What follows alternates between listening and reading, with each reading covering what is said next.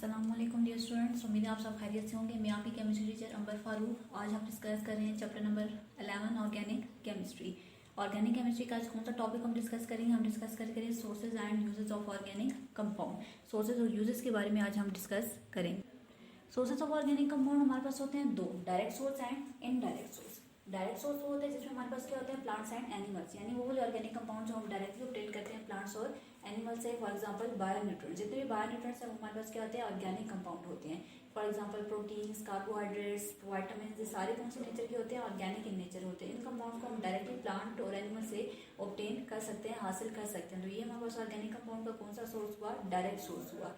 फिर हम मूव करते हैं इनडायरेक्ट सोर्स की तरफ। इनडायरेक्ट सोर्स से मुराद है फॉसिल फ्यूल्स, यानी कि जितने भी फॉसिल फ्यूल्स हैं वो हमारे पास है ऑर्गेनिक कंपाउंड का इनडायरेक्ट सोर्स है। फॉसिल फ्यूल्स का क्या मतलब होता है? Decay of plants and animals, यानी वो प्लांट्स और एनिमल्स जो मिलियन ईयर्स अगो कभी पाए जाते थे, एग्जिस्ट करते थे, जिंदा थे, उनके मरने के बाद जब वो बरीड हो गए, जमीन के अंदर दब गए, तो वो under high pressure and temperature हमारे पास किसके अंदर कन्वर्ट हो गए? फॉसिल फ्यूल्स के अंदर कन्वर्ट हो गए। तो ये फॉसिल फ्यूल्स हमारे पास तीन तरह के हैं, कोल, पेट्रोलियम एंड नेचुरल गैस। तीनों को जो है वो हम वन बाय वन डिस्कस करेंगे कि तीनों में क्या डिफरेंस है।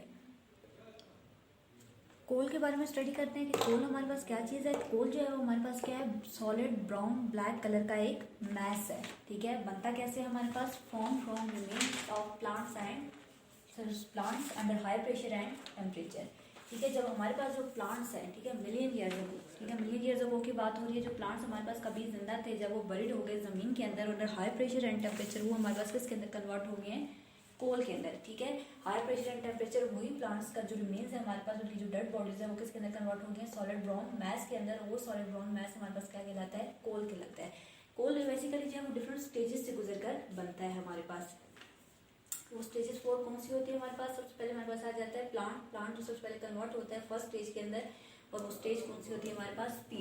पीट बेसिकली हमारे पास जो है वो बहुत ही लो क्वालिटी का कोल है। इसके अंदर कार्बन कंटेंट बहुत ही कम होता है, ऑलमोस्ट 60% इसके अंदर कार्बन कंटेंट होता है, और इसके अंदर पार्शली डिकम्पोज प्लांट मटेरियल होता है, ठीक है। पीट के अंदर जो है हमारे पास पार्शली डिकम्पोज प्लांट मटेरियल होता है, और इसके अंदर कार्बन कंटेंट बहुत ही कम होता है। फिर यही पीट जो है वो अंडर हाई प्रेशर और टेम्परेचर कन्वर्ट हो जाता है सेकंड स्टेज के अंदर, जिसको हम बोलते हैं लिग्नाइट। अब लिग्नाइट भी हमारे पास जो है वो लो क्वालिटी का कोल है, ठीक है। कमर्शियली इसी को ज्यादा बढ़ने के लिए यूज किया जाता है, क्योंकि इसकी जो प्राइस है वो हमारे पास क्या होती है? कम होती है। कार्बन कंटेंट इसके अंदर भी कम ही होता है, और लिग्नाइट को जब बर्न किया जाता है तो इसका स्मोकी फ्लेम जो है वो हमारे पास प्रोड्यूस होता है।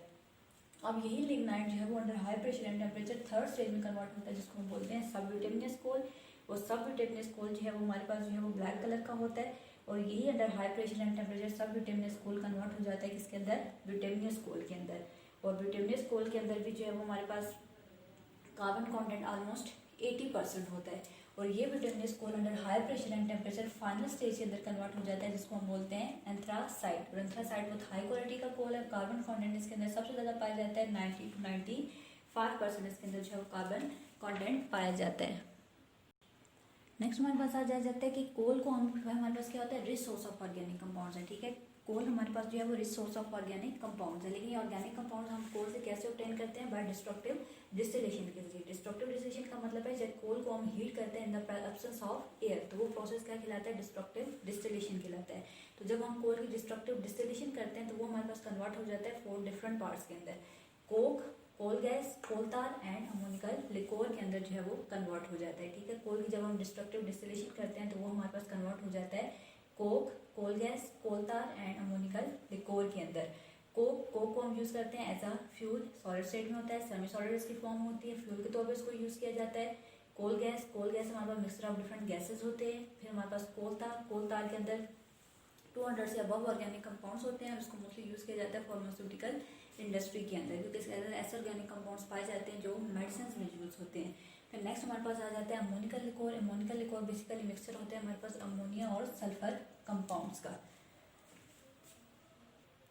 नेक्स्ट हमारे पास आ जाता है पेट्रोलियम।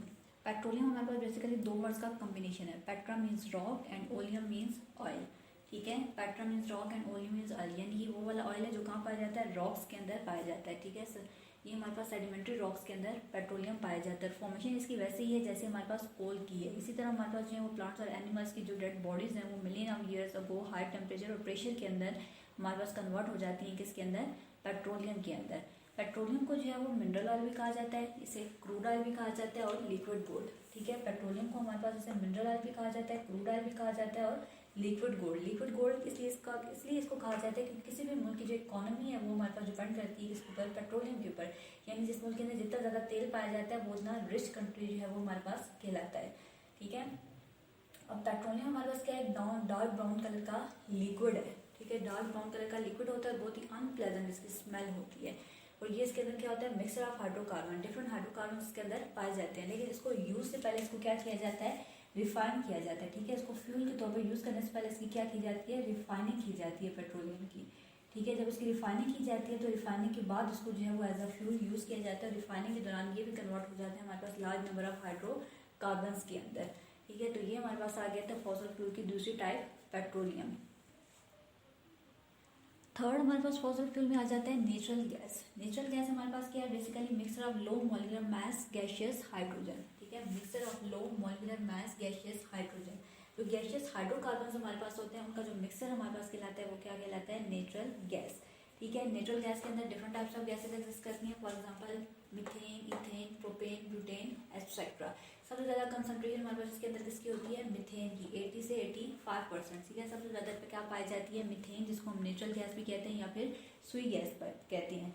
तो ये हमारे पास क्या कहलाती है, natural gas. Origin natural gas का वही है हमारे पास जो कि कोल और पेट्रोलियम की है, मतलब ये पेट्रोलियम के साथ एग्जिस्ट करती है। ठीक है, जहाँ पर हमारे पास पेट्रोलियम पाया जाता है वहीं उसकी सरफेस के ऊपर जो है वो क्या पाई जाती है, नेचुरल गैस पाई जाती है। अब ये नेचुरल गैस है हमारे पास, इसको जो है यूज़ किया जाता है एज अ फ्यूल। अब घरों में इसके अंदर जो है, घरों में इसके यूज़ किया जाता है एज अ फ्यूल के तौर पे यूज़ किया जाता है। इसके अलावा ऑटोमोबाइल्स के अंदर इसको यूज़ किया जाता है और डिफरेंट इंडस्ट्रीज के अंदर भी इसको जो है वो रॉ मटेरियल के तौर पर यूज़ किया जाता है। तो ये हमारे पास थर्ड टाइप आ जाती है फॉसिल फ्यूल की। तो हमने पढ़े फॉसिल फ्यूल्स के 3 indirect sources of organic compound, यानी कि फॉसिल फ्यूल्स। और फॉसिल फ्यूल्स के हमने 3 टाइप्स पढ़ी, कोल, पेट्रोलियम एंड नेचुरल गैस। अब नेक्स्ट टॉपिक हमारे पास आ जाता है uses of organic compound. Organic compounds के हमारे पास डेली लाइफ के अंदर बहुत ज़्यादा यूज़ है। फर्स्ट हमारे पास आता है यूज एज अ फ्यूल। ठीक है, फूड के तौर पर ऑर्गेनिक कंपाउंड्स को हम यूज़ करते हैं, यानी हम डेली बेसिस पर जो स्टफ यूज़ करते हैं, for example milk, meat, egg, vegetable, इन सब के अंदर क्या पाए जाते हैं, ऑर्गेनिक कंपाउंड्स। कौन से ऑर्गेनिक कंपाउंड, यानी कि bionutrients, carbohydrate, fats, protein, vitamin etcetera. फिर हमारे पास आता है uses as a clothing. Clothing मतलब हमारे पास जो क्लोथ है, जो कपड़ा है, वो किससे बनता है, फाइबर से बनता है। और ये फाइबर्स क्या होते हैं, बेसिकली ऑर्गेनिक इन नेचर होते हैं। ठीक है, फिर थर्ड यूज हमारे पास आ गया uses as medicine. Organic compound जो है वो लार्ज नंबर ऑफ मेडिसिन के अंदर जो है वो पाए जाते हैं, मेडिसिन के तौर पर भी इनका यूज़ है। फिर हमारे पास आता है uses as a fuel. Fuel के तौर पे ऑर्गेनिक कंपाउंड को यूज़ किया जाता है क्योंकि जब हम ऑर्गेनिक कंपाउंड्स को हीट करते हैं तो हमारे पास क्या प्रोड्यूस होती है, जब हम इसको बर्न करते हैं, जलाते हैं, तो हमारे पास हीट प्रोड्यूस होती है जिसको हम यूज़ कर सकते हैं एज अ फ्यूल।